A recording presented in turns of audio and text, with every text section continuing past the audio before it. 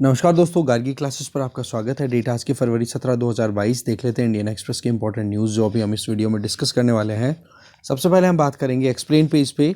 Explain page पे 3 articles है। तीनों में से सबसे पहला आर्टिकल रहेगा यूक्रेन के जो मुद्दा चल रहा है उसमें जर्मनी क्यों इम्पोर्टेंट हो चुका है, देखेंगे।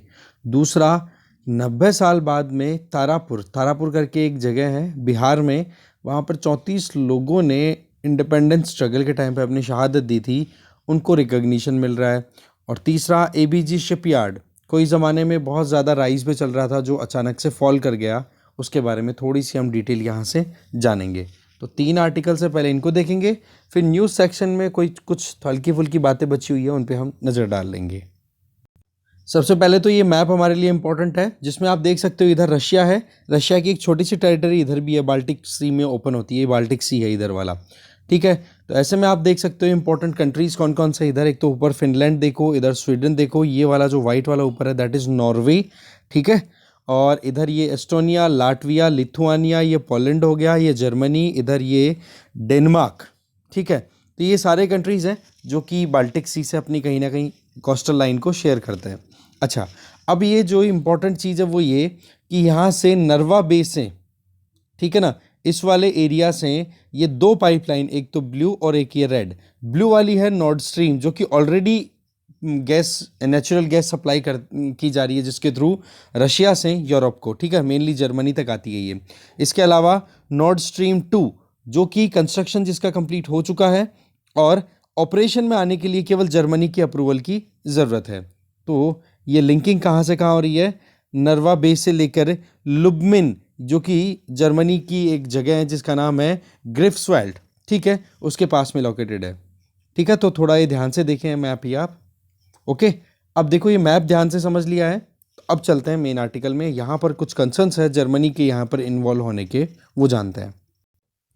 तो आर्टिकल की शुरुआत होती है कि यूक्रेन क्राइसिस है वो कहीं ना कहीं थोड़ा सा ख़त्म हुआ है, क्योंकि रशिया ने अपने ट्रूप्स को विड्रॉ कर लिया और ये कहा कि जहाँ पर परमानेंट डिप्लॉयमेंट था वहाँ पर हमारे ट्रूप्स पहुँच चुके हैं। But an elephant in the room, that means जो बड़ी प्रॉब्लम है वो अभी भी है। वो क्या, जिसको हम बोल रहे हैं नॉर्ड स्ट्रीम 2। नॉर्ड स्ट्रीम 2 अभी हमने जो गैस पाइपलाइन देखी उसकी बात है, जिसमें रशिया से जर्मनी तक ये गैस पाइपलाइन जो कि बाल्टिक सी से होती हुई जाती है, ये अंडर सी गैस पाइपलाइन है, ओके। अब ये देखो रशिया है वो कहीं ना कहीं जियोपॉलिटिकल वेपन के तौर पे यूज़ कर रहा है, ऐसा माना जा रहा है, क्योंकि आपको पता है यूरोप में डेवलप्ड कंट्रीज़ हैं, एनर्जी डिपेंडेंस बहुत ज़्यादा है। एनर्जी क्राइसिस अभी रिसेंट आ ही गया था, जब अचानक से रिन्यूएबल एनर्जी की तरफ शिफ्ट करने की वजह से वहाँ पर शॉर्टेज आ गई है एनर्जी सप्लाई में, तो इसलिए नेचुरल गैस पे डिपेंडेंसी। तो इस चीज़ में अगर जर्मनी के साथ में रशिया के सीधे लिंक होते हैं ना, तो इसको लेकर के यूरोप बहुत ज़्यादा चिंता में है कि एक ज़माना था जब रशिया और जर्मनी दोनों साथ में आए थे, तब सेकेंड वर्ल्ड वॉर हुआ था ज़बरदस्त तरीके से। तो बोला ऐसा ही कोई ज़माना अभी ना आ जाए कि यूरोप की सिक्योरिटी को कहीं ये दोनों कंट्रीज़ मिलकर थ्रेट में ना डाल दें, बट ऐसा अभी जर्मनी के स्टेटमेंट से लग नहीं रहा। अब देखो यूक्रेन है वो इस बात को लेकर के नाराज़ भी है कि भाई हमें आपने बाईपास कर दिया कि जो रशिया से गैस एक्सपोर्ट होता है वो यूक्रेन से होता हुआ फिर यूरोप में आता है।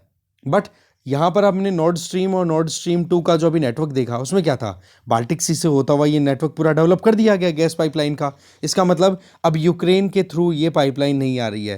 तो ऐसे में रशिया अगर यूक्रेन पे अटैक करे तो यूक्रेन को बचाने के लिए अब यूरोप के कोई ज़्यादा स्टेक्स वहाँ पर इन्वॉल्व नहीं है। क्यों? क्योंकि गैस या फिर जो एनर्जी रिक्वायरमेंट है यूरोप की वो तो सीधी आ ही रही है ना नॉर्ड स्ट्रीम से। तो सवाल यहाँ पर ये आ जाता है। दूसरा, यूक्रेन के पास में जो एक, जो कहते हैं ना कि ट्रांजिशन फ़ी जो यूक्रेन कलेक्ट कर सकता था वो अब नहीं देनी पड़ेगी, कारण कि यूक्रेन के थ्रू अब गैस पाइपलाइन की बजाय, ना आने की बजाय अब नॉर्ड स्ट्रीम इधर बाल्टिक सी से होती हुई आ रही है। तो यहाँ पर यूक्रेन को अगर वो इस दर यूक्रेन को पास ही नहीं करेगी तो यूक्रेन को किस बात का फिर ट्रांजिट फ़ी देना पड़ेगा। तो ऐसे में यूक्रेन की रेवेन्यू डाउन भी होगी। तो ऐसे में यूक्रेन इस चीज़ को लेकर के बड़ा नाराज़ है। दूसरी तरफ यूरोपियन यूनियन के मेंबर्स हैं वो रशियन प्रेजेंस को लेकर के बड़े कंसर्न है कि भाई हमारे वाटर्स में, यहाँ पर आप देखो ये सारे के सारे कंट्रीज़ कौन है, ये सारे के सारे कंट्रीज़ हो गए वो जो कि यूरोपियन है। अब यहाँ पर अगर ये नॉर्ड स्ट्रीम 2, नॉर्ड स्ट्रीम और इस तरीके से एक्टिवली काम करेंगी तो ये यूरोपियन कंट्रीज़ तो टेंशन में आएंगे ना कि भाई यहाँ पर तो रिसोर्सेज को यूज़ करते हुए यहाँ पर रशियन प्रेजेंस हो चुकी है, तो बाल्टिक सी में मेनली फिनलैंड, स्वीडन, पोलैंड, ये ऐसे हैं जिन लोगों ने अपने कंसर्न्स रेज किए हैं। अब ये 1222 किलोमीटर की पाइपलाइन है, ठीक है ना। अब देखो अमेरिका की कंसर्न्स की बात करें तो अमेरिका ने पहले भी देखो नॉर्ड स्ट्रीम 2 को अप्रूवल देने से मना कर दिया, ठीक है। और अमेरिका का ये कोशिश है कि व्लादिमीर पुतिन जो हैं रशियन लीडर, उनके खुद के जो एफर्ट्स हैं जिसमें अपनी खुद के ओहदे को बढ़ाना चाहते हैं इंटरनेशनल लेवल में, उसमें अड़ंगे लगाना अमेरिका का मेन टारगेट है कहीं ना कहीं। जब से नॉर्ड स्ट्रीम 2 प्रोजेक्ट आया है तब से अमेरिका ने इसको लगातार ओपोज किया है, पर जर्मनी की जो फॉर्मर चांसलर थी जिनका नाम है एंजेला मार्केल, उन्होंने बिल्कुल भी इस चीज़ को एंटरटेन नहीं किया और मॉस्को बर्लिन के बीच में टाई हो गया और अल्टीमेटली ये जो पाइपलाइन है इसके ऊपर काम होना शुरू हो गया। हाँ, बीच में थोड़ी बहुत उतार चढ़ाव आए थे, बट इस पर अल्टीमेटली काम हो रहा है। सितंबर 2021 तक ये $11 बिलियन की पाइपलाइन प्रोजेक्ट थी, ये कंप्लीट हो चुकी है। बस जर्मनी से एक बार क्लैरिफिकेशन मिल जाए, सर्टिफिकेशन मिल जाए, उसके बाद में ऑपरेशन स्टार्ट हो जाएगा। इधर अगर देखें यूक्रेन क्राइसिस तो बहाना है अभी यूएसए के द्वारा इस नॉर्ड स्ट्रीम पाइपलाइन 2 का ऑब्जेक्शन करना। इसके पहले भी यूएसए ने ऑलरेडी सैंक्शंस लगा रखे थे। कारण क्या है कि यूएसए अपनी तरफ से जो एक तरीके से यूरोप पे अपनी पकड़ बनाए रखे है ना, उस पकड़ को कम नहीं होने देना चाहता, क्योंकि यूएसए भी नेचुरल गैस सप्लाई करता है मतलब यूरोप को। बट यूरोप की डिपेंडेंस रशिया पे अगर लगती है लगातार, तो आपको पता ही है कि एनर्जी सिक्योरिटी जब रशिया पे ज़्यादा आ जाएगी तो जल्दी से रशिया के अगेंस्ट में कोई एक्शन नहीं लेगा। तो ये चीज़ यूएसए को कहीं ना कहीं डाइजेस्ट नहीं हो रही है। दूसरी तरफ जर्मनी ही नहीं, ऑस्ट्रिया, फ्रांस, नेदरलैंड्स, ये भी ऐसे कंट्रीज़ हैं जो कि यहाँ से जो अपनी एनर्जी रिक्वायरमेंट से पूरी कर रहे हैं नॉर्ड स्ट्रीम से, और दूसरा ये अपनी एनर्जी रिक्वायरमेंट के लिए यूएसए पे भी डिपेंडेंट है। पर वही है कि यूएसए का इतना ज़्यादा कंट्रीब्यूशन नहीं है एनर्जी में यूरोप में, ठीक है। तो रशिया इस स्पेयर को कैप्चर कर रहा है, ठीक है। और ये भी बताया जा रहा है कि अगर रशिया नॉर्ड स्ट्रीम 2 के बेसिस पे अपनी पकड़ बना लेता है एनर्जी स्फेयर में, तो उस केस में रशिया अगर यूक्रेन को इन्वेड कर लेता है तो वहाँ पर यूक्रेन को, मतलब यूक्रेन के क्राइसिस को टैकल करने में यूरोप कितना रोल प्ले करेगा, क्योंकि यूरोप को तो कोई परेशानी होगी नहीं ना, क्योंकि एनर्जी सिक्योरिटी हो गई उनकी, ठीक है। दूसरी तरफ जर्मन चांसलर अभी आपको पता है चेंज हो चुके हैं, ऑल्फ स्कोल्स, तो उन्होंने ये कहा है कि कैसे भी करके हम इस नॉर्ड स्ट्रीम 2 को जियोपॉलिटिकली यूज़ नहीं होने देंगे, यूक्रेन के क्राइसिस में यूक्रेन के खिलाफ में यूज़ नहीं होने देंगे। तो ये चीज़ें यहाँ पर बताई जा रही है, ठीक है। और स्कॉल्स की डिप्लोमेसी बताई जा रही है कि दोनों कंट्रीज़ के साथ में, मतलब दोनों कौन, यूएस और रशिया, दोनों के साथ में अपने रिलेशनशिप अच्छी खासी मेंटेन कर रहा है, ठीक है ना। और इस डिप्लोमेसी को क्या बोला जाता है, शटल डिप्लोमेसी, ठीक है ना, जिसमें एक तरफ तो ये विजिट पे गए कीव की विजिट पे, एक तरफ गए मॉस्को की विजिट पे, और उसी टाइम पर आपको पता है यूएसए की विजिट भी इन्होंने की है, ठीक है। तो दो एनिमीज दोनों की इन्होंने विजिट की, इसलिए इसको बोल दिया शटल डिप्लोमेसी, ठीक है। और इसके अलावा नेटो के अलाई कंट्रीज़ में से एक है ही जर्मनी, तो ये भी कह दिया कि हम नेटो से खुद को तोड़कर अलग नहीं करेंगे, हम साथ में रहेंगे, ये भी बात बोली गई है, ठीक है। यूरोपियन यूनियन, यूएस और गैस की अगर बात करें तो पिछले 3 administration, for example Obama, Trump और अब बाइडन, तीनों ने अपनी तरफ से इस बड़े क्वेश्चन पर बहुत ज़्यादा सवाल उठाए हैं कि भाई अब जो है वो गैस ज़्यादा इंपॉर्टेंट रोल प्ले करने लग गई है बजाय के ऑयल के, ठीक है ना, ऑयल की बजाय गैस। इवन यूएस जो है वो आप जानते हो कि लगभग यूरोपियन यूनियन को बहुत ज़्यादा तो गैस सप्लाई नहीं करता, हाँ, पर जितनी रिक्वायरमेंट उसका 5%, पर जो टॉप सप्लायर है ना वो कौन है, रशिया। यूरोप को सबसे ज़्यादा गैस सप्लाई करता है रशिया, वहाँ की रिक्वायरमेंट का 41%, फिर नॉर्वे, अल्जीरिया, कतर, ये बाकी आ जाते हैं कंट्रीज़, ठीक है ना। तो ये चीज़ बताई जा रही है। नॉर्ड स्ट्रीम की कैपेसिटी कितनी है, कैपेसिटी देखो यहाँ पर बताई जा रही है कि 1 साल में, ठीक है, ऑपरेशन में आते ही दोनों पाइपलाइन मिलकर के कंबाइंडली लगभग 55 billion cubic metre gas supply कर देंगी पर ईयर, ठीक है। और रशिया जो है वो यूरोप को लगभग 168 BCM जो है गैस सप्लाई करता है, दूसरी पाइपलाइन और साथ में ये नॉर्ड स्ट्रीम, इनको मिला करके देखिए। और इनमें यूक्रेन वाली पाइपलाइन भी आ गई, यूक्रेन के थ्रू जो गैस सप्लाई होती है रशिया से यूरोप में। जर्मनी सबसे बड़ा परचेजर है, लगभग 56 billion cubic metre gas purchase करता है, फिर उसके बाद में इटली, फिर नेदरलैंड्स, कहाँ से, रशिया से। तो इस तरीके से एनर्जी डिपेंडेंस बहुत ज़्यादा है, ठीक है ना। और नॉर्ड स्ट्रीम 2 है वो कैसे भी करके एक्टिव होने वाली है, क्योंकि इसमें कमिटमेंट है किसका, जो जर्मनी के चांसलर है उनका। ठीक है, तो ये है पूरा मुद्दा। आगे चलते हैं। नेक्स्ट न्यूज़ है, 90 साल पहले एक सेक्रीफाइस हुआ जिसको अब रिकॉग्नाइज किया जा रहा है।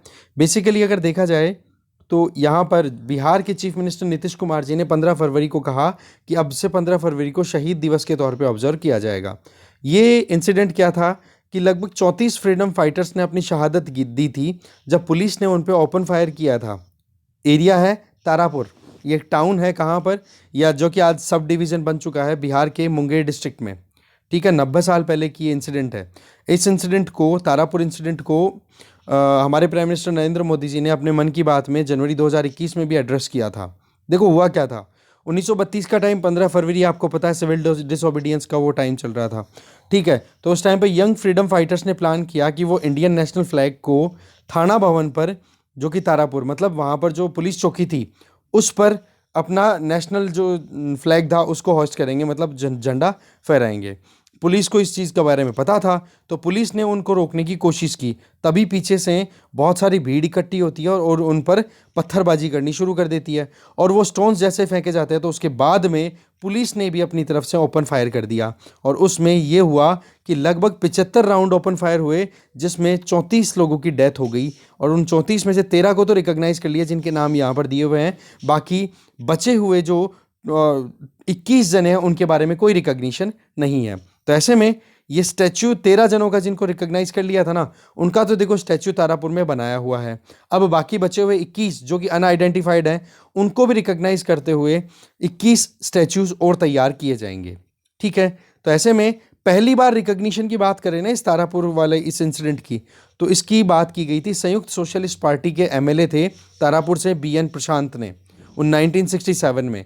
तब से लेकर अभी तक, फिर उसके बाद में यहाँ पर 1984 में 100 स्क्वायर फीट का एक मेमोरियल उनके लिए वहाँ थाना भवन जहाँ पर अभी भी चौकी है उसके सामने ये इंस्टॉल कर दिए। 13 आइडेंटिफाइड डेड इंडिविजुअल्स के मार्बल प्लेक्स अब क्या कर दिए जाएंगे, बचे हुए जो 21 अनआइडेंटिफाइड है उनकी भी आइडेंटिफिकेशन के लिए उनके स्टैच्यूज इरेक्ट कर दिए जाएंगे। तो ये बात है पूरा मुद्दा। तारापुर इंसिडेंट क्या था वो जाना हमने। आगे चलते हैं। कल की हमने न्यूज़ देखी थी कि एबीजी शिपयार्ड जो है उसके ऊपर लगभग 23,000 करोड़ रुपए का, 22-23 हज़ार करोड़ रुपए का एक लोन का पूरा फ्रॉड का इन्वेस्टिगेशन हुआ। तो सीबीआई ने अपनी तरफ से क्लियर कर दिया कि वाकई में घपला तो है। देखो मुद्दा कब हाईलाइट होता है वो देखते हैं।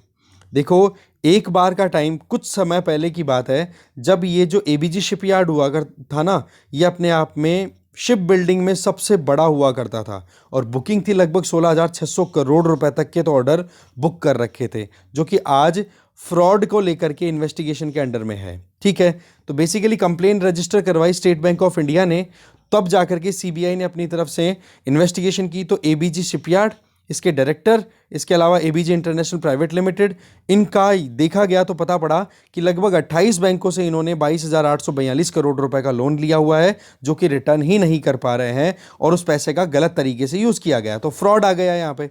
तो देखो ये पूरा पिछला जो दशक था वो पूरा का पूरा लॉस में गया है एबीजी शिपयार्ड के लिए। 2012-13 में ये डाउन ट्रेंड शुरू होता है।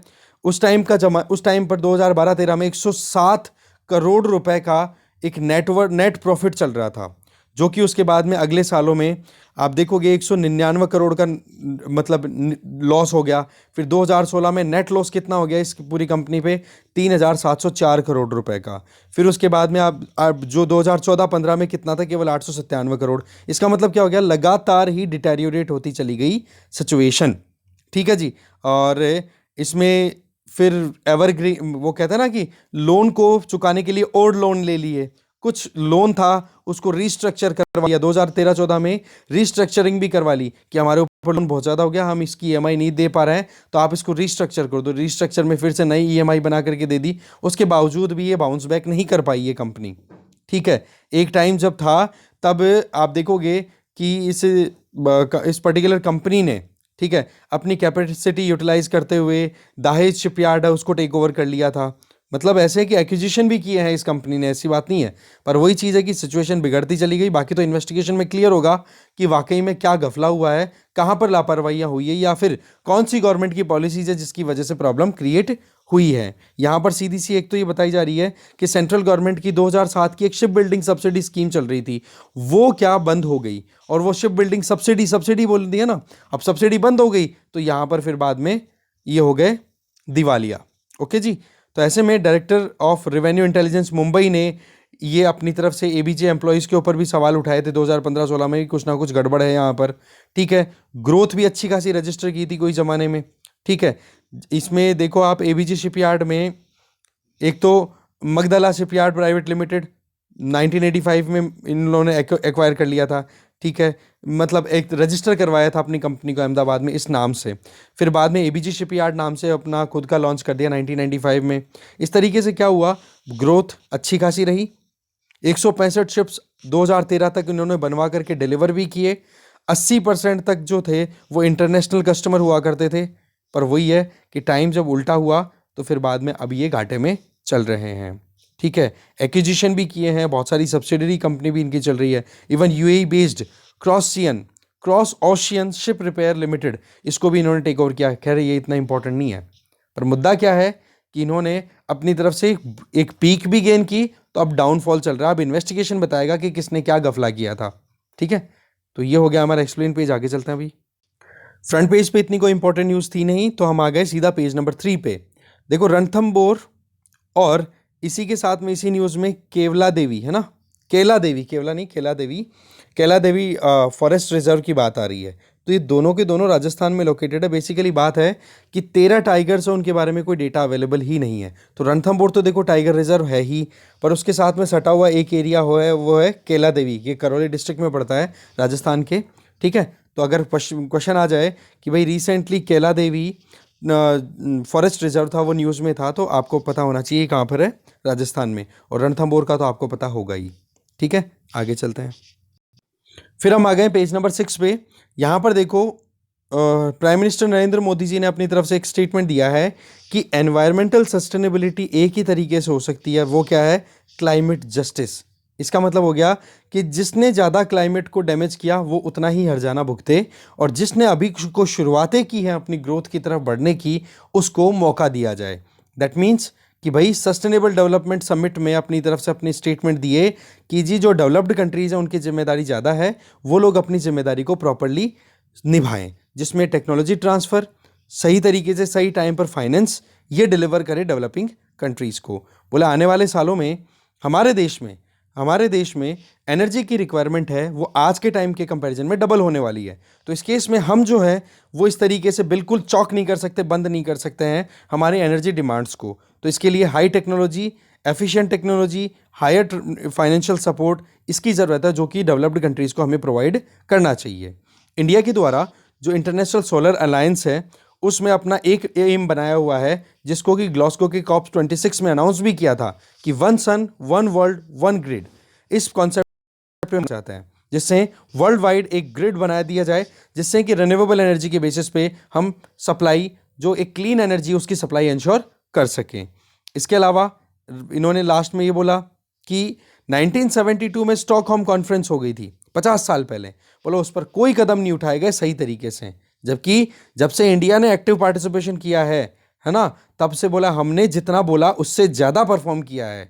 We have walk the talk, हमने जो कहा वो हमने किया है। जैसे कि हमारे यहाँ पर उज्ज्वला स्कीम चलाई गई, जिससे कि फॉसिल फ्यूल बेस्ड जो कंजम्पशन था उसको हम अवॉइड कर सकें, जो एक तरीके से पोल्यूशन था, एयर पोल्यूशन, उसको रिड्यूस कर सके। एलपीजी गैस हमने प्रोवाइड की।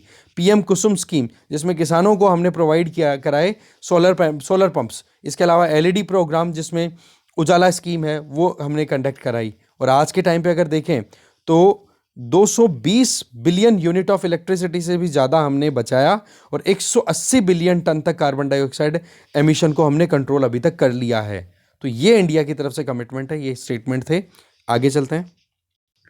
इकोनॉमी पेज पे एक न्यूज़ इंपॉर्टेंट है, उसके बारे में मैं ब्रीफिंग यही दे देता हूँ कि ग्रीन हाइड्रोजन पॉलिसी है, जहाँ तक ग्रीन हाइड्रोजन के लिए पॉलिसी है प्रोड्यूसर्स के लिए, जहाँ तक है अगले हफ्ते में, इस हफ्ते में ही आ जाएगी।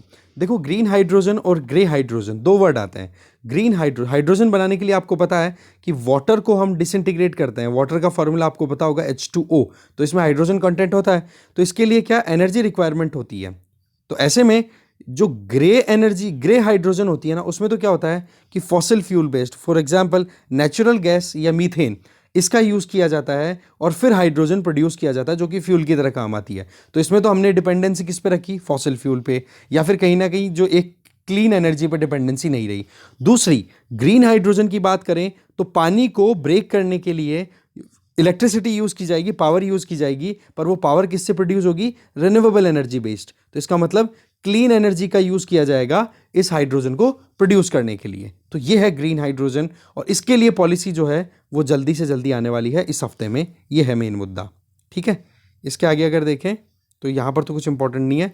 वर्ल्ड पेज पे यूएस और नेटो का ये कहना है कि रशिया जो है वो झूठ बोल रहा है, अभी तक भी यूक्रेन बॉर्डर पे अपने डिप्लॉयमेंट को मेंटेन कर रखा है, और जब चाहे तब बिना किसी वार्निंग के रशिया अटैक कर सकता है, ये कंसर्न्स बताए हैं।